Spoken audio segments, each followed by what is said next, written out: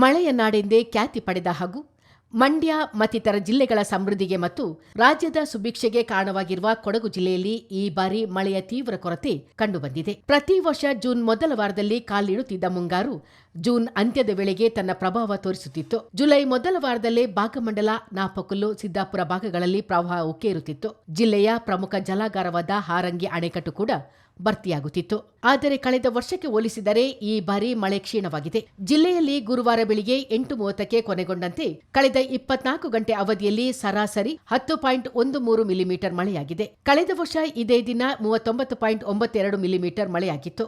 ಈ ವರ್ಷ ಜನವರಿಯಿಂದ ಇಲ್ಲಿಯವರೆಗೆ ಕೇವಲ 270.03 ಮಿಲಿಮೀಟರ್ ಮಳೆಯಾಗಿದೆ. ಕಳೆದ ವರ್ಷ ಇದೇ ಅವಧಿಯಲ್ಲಿ ಬರೋಬ್ಬರಿ 1029.43 ಮಿಲಿಮೀಟರ್ ಮಳೆ ದಾಖಲಾಗಿತ್ತು. ಮಡಿಕೇರಿ ತಾಲೂಕಿನ ಕಳೆದ 24 ಗಂಟೆಗಳಲ್ಲಿ 2.58 ಮಿಲಿಮೀಟರ್ ಸರಾಸರಿ ಮಳೆಯಾಗಿದ್ದರೆ ಕಳೆದ ವರ್ಷ ಇದೇ ದಿನ 54.25 ಮಿಲಿಮೀಟರ್ ಮಳೆಯಾಗಿದೆ. ಈ ವರ್ಷ ತಾಲೂಕಿಗೆ ಒಟ್ಟು 422.24 ಮಿಲಿಮೀಟರ್ ಮಳೆಯಾಗಿದ್ದರೆ ಕಳೆದ ವರ್ಷ ಇದೇ ಅವಧಿಯಲ್ಲಿ 1559.77 ಮಿಲಿಮೀಟರ್ ದಾಖಲಾಗಿತ್ತು. ವಿರಾಜಪೇಟೆ ತಾಲೂಕಿನಲ್ಲಿ ಇಂದಿನ ಸರಾಸರಿ ಮಳೆ 29.05 ಮಿಲಿಮೀಟರ್, ಕಳೆದ ವರ್ಷ ಇದೇ ದಿನ 48.25 ಮಿಲಿಮೀಟರ್. ತಾಲೂಕಿನಲ್ಲಿ ಕಳೆದ ವರ್ಷ ಜೂನ್ 18ರವರೆಗೆ 1073.40 ಮಿಲಿಮೀಟರ್ ಮಳೆಯಾಗಿದ್ದರೆ ಈ ವರ್ಷ ಕೇವಲ 344.29 ಮಿಲಿಮೀಟರ್ ಮಳೆಯಾಗಿದೆ. ಪೊನ್ನಂಪೇಟೆ ತಾಲೂಕಿನಲ್ಲಿ ಕಳೆದ ವರ್ಷ 938.55 ಮಿಲಿಮೀಟರ್ ಮಳೆಯಾಗಿದ್ದರೆ ಈ ಬಾರಿ ಒಟ್ಟು 203.87 ಮಿಲಿಮೀಟರ್ ದಾಖಲಾಗಿದೆ.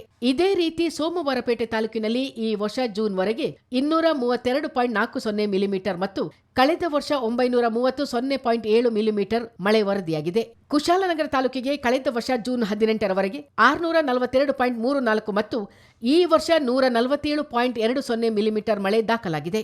ಜೂನ್ 18ರ ವರದಿಯಂತೆ ಹೋಬಳಿವಾರು ಸಾಧಾರಣ ಮಳೆಯಷ್ಟೇ ದಾಖಲಾಗಿದೆ. ಬಾಳಲೆ ಹೋಬಳಿ 21.07, ಸಂಪಾಜೆ 7, ಭಾಗಮಂಡಲ 1.80, ವಿರಾಜಪೇಟೆ 14, ಅಮ್ಮತ್ತಿ 45, ಹುದಿಕೇರಿ 2.50, ಶ್ರೀಮಂಗಲ 3, ಪೊನ್ನಂಪೇಟೆ 9, ಸೋಮವಾರಪೇಟೆ 13.40, ಶನಿವಾರ ಸಂತೆ 3.40, ಶಾಂತಳ್ಳಿ 13, ಕೊಡ್ಲಿಪೇಟೆ 9.2 ಹಾಗೂ ಕುಶಾಲನಗರದಲ್ಲಿ 3 ಮಿಲಿಮೀಟರ್ ಮಳೆ ದಾಖಲಾಗಿದೆ.